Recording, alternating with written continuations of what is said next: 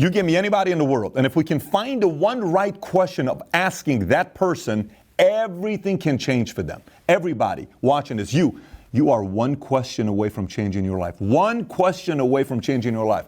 Francis Bacon once said, a prudent question is one half of wisdom, meaning the right question to ask without the answer is half the wisdom. Napoleon once said, the words how and why cannot be used too often, meaning you ought to always ask, why, how, why, how, why, how.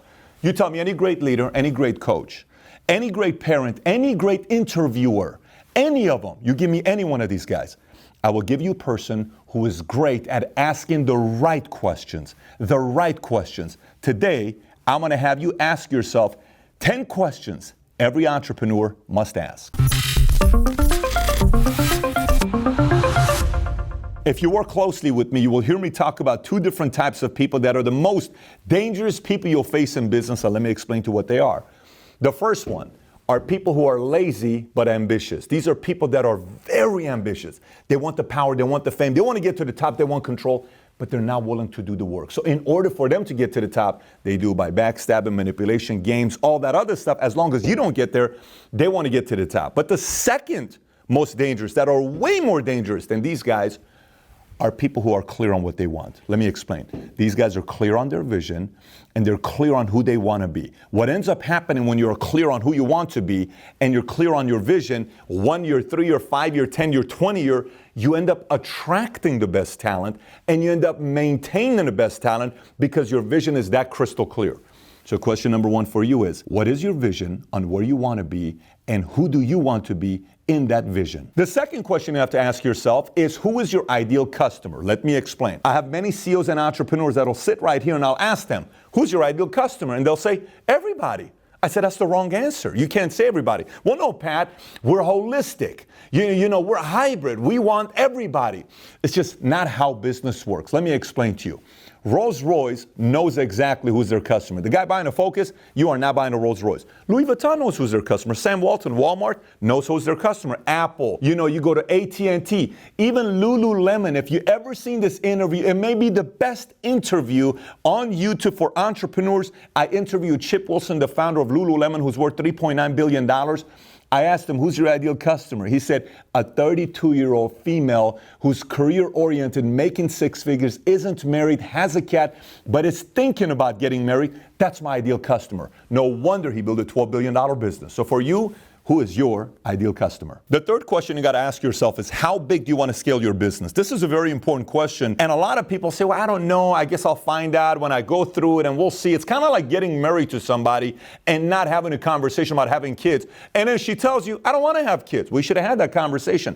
Business, you got to know how big you want to build it. Do you want to be a small shop in a city where everybody knows and they come to you for bread, your bakery, and you're happy with that? Maybe you want to be big in a region. Maybe you want to be big in a state. Maybe you want to be big in a nation. Like, I want to be number one in China. I want to be number one in Slovenia. I had a guy that flew in here from Germany, was number one in selling batteries in Germany. That was his vision. That's what he wanted to do. And maybe you want to be global.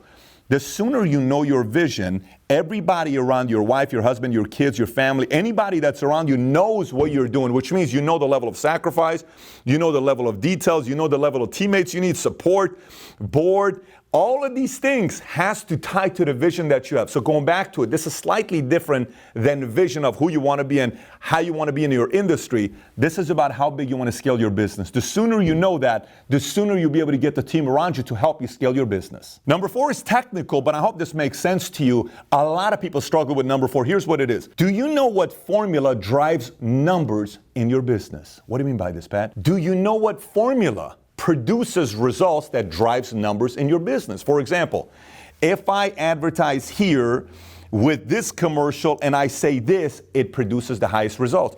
If I make this many calls and I have this many salespeople who sell these 3 products, this is the biggest profit margin that I have. If we lead with this product and we, have this product as a secondary and we sell during this time, it produces this much numbers. Just yesterday, I took 8 hours. It was myself and Tikram. We sat there and I went through numbers. I had stacks of data on my desk.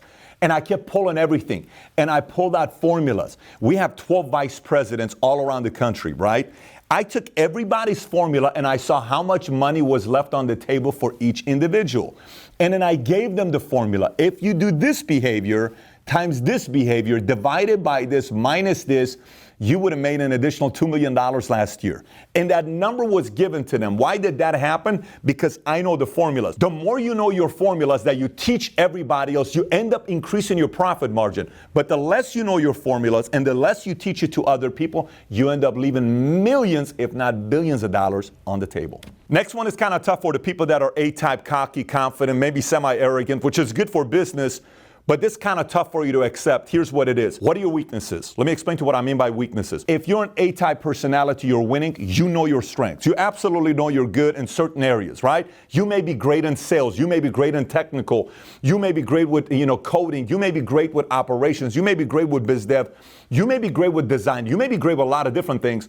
But I guarantee you, there's a lot of areas that you have weaknesses in.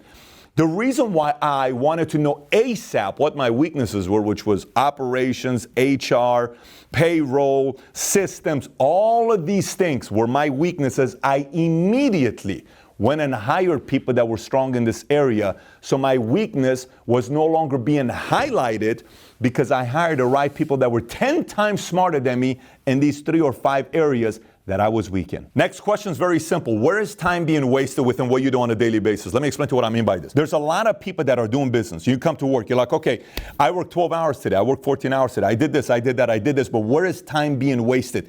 When you take a moment and you actually take a sheet of paper, right? You sit there and you say, this week I spent this many hours here, here, here, here, here. And then you notice those 6 hours that you put into XYZ activity is what gives you the highest return, but you only put 6 hours in there. And the 13 hours that you put in area that doesn't give you return, wasted. Why did you put 13 hours in there? But you have to know about it because the faster you're growing and the more you're in the business and all of a sudden you start making 100 grand a month, 200 grand a month, $1 million a month, $2 million a month, 10 million a month, you start becoming a $100 million a year company, you start really believing that you got everything in order. I'm doing so great. I'm an incredible entrepreneur.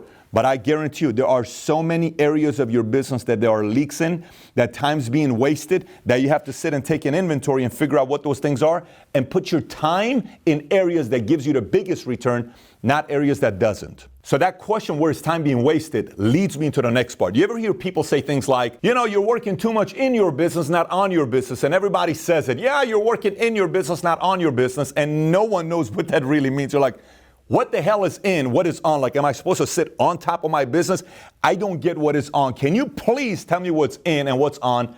I'm going to break it down to you. Let me explain to you what is in. In is you're the one selling. You're taking orders. You're customer service.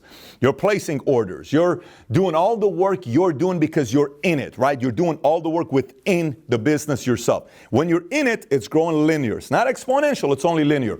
Working on the business is the following. Let me explain. What systems, protocols, procedures can you put in place to automate something that runs with or without you? That's automation because that's working on your business.